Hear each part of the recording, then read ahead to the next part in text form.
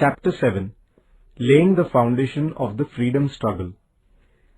The Renaissance which took place in the 19th century sowed the seeds of national unity in India. This process was accelerated due to the new educational system and the growth of the press. The feeling of unity, love of motherland, pride in our cultural and historical traditions, indignation against injustice, all these together led to the growth of a national consciousness in India. The foundation of the Indian National Congress was also an expression of this nationalism.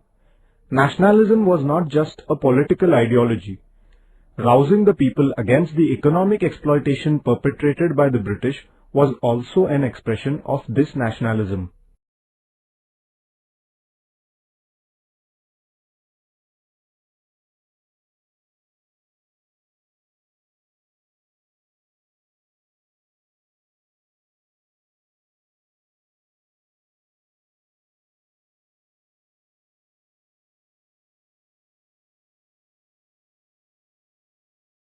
Centralization of administration under the British rule. The British established a centralized administration in India and applied their policies uniformly all over the country. They also laid down a principle that all people should have an equal status before law. The British introduced railways, roads and other facilities of communication and transport in India. These too proved beneficial for Indians. Indians living in different provinces came into more contact with one another against this background. This led to the development of a national feeling among them.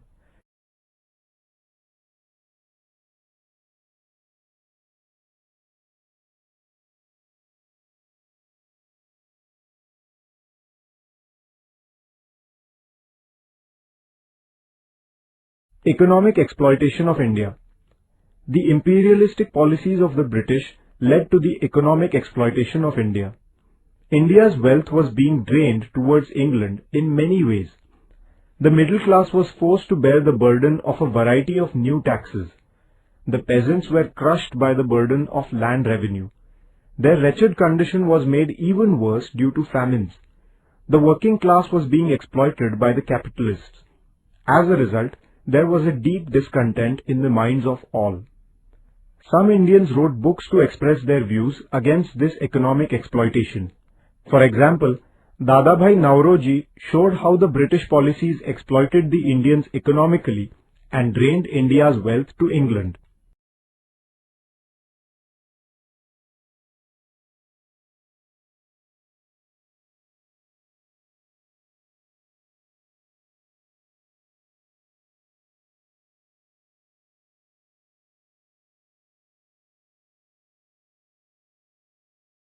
The impact of the Western education. The British introduced Western education in India.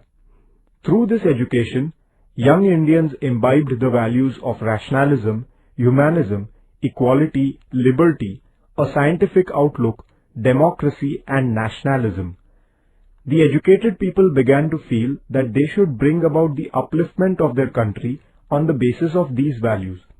Thus, Western education lent a modern outlook to the national sentiment of the Indians.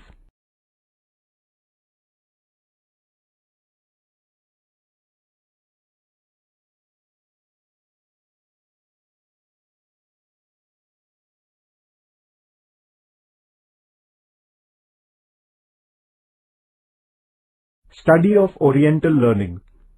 In the latter half of the 18th century, some Western scholars had started doing research in the field of ancient Indian history and culture. The Asiatic Society at Kolkata edited and published hundreds of manuscripts in Sanskrit, Persian and other Indian languages. Indian scholars like Dr. Bhau Daji Lad, Dr. R.G. Bhandarkar also carried out research which gave an impetus to the study of Indian history and culture. This made a valuable addition to the study of Eastern culture, that is, to Oriental studies. The knowledge that India had a rich and ancient cultural heritage aroused the feeling of national pride among the Indians. Newspapers, periodicals and literature. In the 19th century, printing as a profession grew rapidly in India. Newspapers and periodicals were published in regional languages as well as in English. They carried articles about the social, economic and political conditions in the country.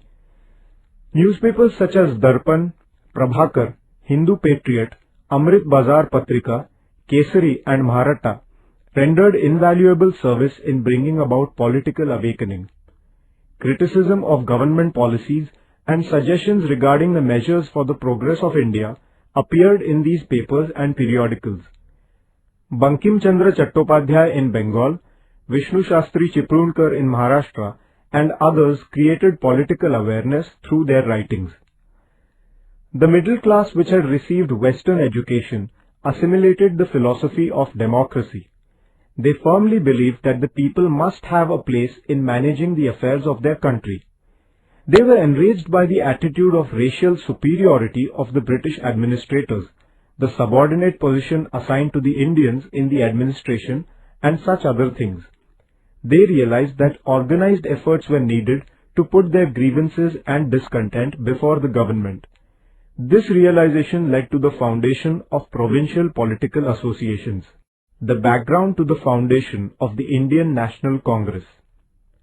The educated Indians felt that they should be politically organized against the unjust British policies. Their objectives were to get justice through lawful means, to awaken the people, and to convey people's demands to the government. With this end in view, provincial political associations were established in different parts of the country. Surendranath Banerjee desired that the Indian Association formed in the Bengal province should become the center of an All India movement. In 1883, he organized an All India National Conference at Kolkata. Over 100 representatives from different parts of the country attended the conference. This was the first step taken by the Indians to form an All India organization. Foundation of the Indian National Congress. The first session of the Indian National Congress was held in the Gokuldas Tejpal Sanskrit Pathshala in Mumbai on 28 December 1885. Vyomesh Chandra Banerjee was the president of this session. 72 representatives from various parts of the country attended this session. Together, they founded the Indian National Congress in this same session. A British officer, Alan Octavian Hume, also took initiative in the foundation of the Indian National Congress. Different national issues were discussed in this session. A place for Indians in the administration of the country, curtailment in the expenditure on army, and other demands were made at this time. These demands were presented to the British government. The foundation of the Indian National Congress paved the way for India's freedom struggle. The objectives of the National Congress.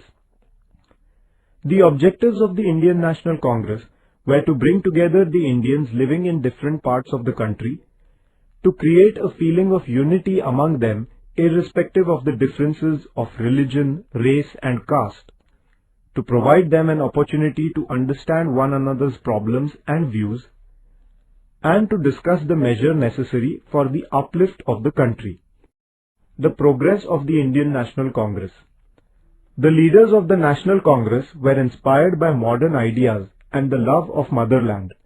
They believed in the principles of liberty, equality and fraternity. They believed in constitutional means. They hoped that the British would give a positive response to their demands if the Indians followed constitutional means. The sessions of the Indian National Congress were held every year. This made the people aware of their problems. They felt that they should get organized to resolve their problems. The Indian National Congress aroused public awareness by raising its voice against the government oppression, economic exploitation, corruption, etc. The Indian National Congress insisted on securing political rights for the people. Dadabhai Nauroji brought India's problems to the notice of the public in England. There was a growing response to the National Congress from the public.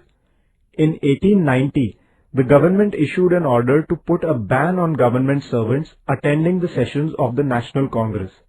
The National Congress aroused public opinion against this unjust government policy. This forced the British government to withdraw the order. But soon, the policy of the British government became more aggressive. With a view to creating discord among the Indian people, the British adopted the policy of divide and rule. This added to the discontent in the minds of the Indians, and the freedom movement became more intense.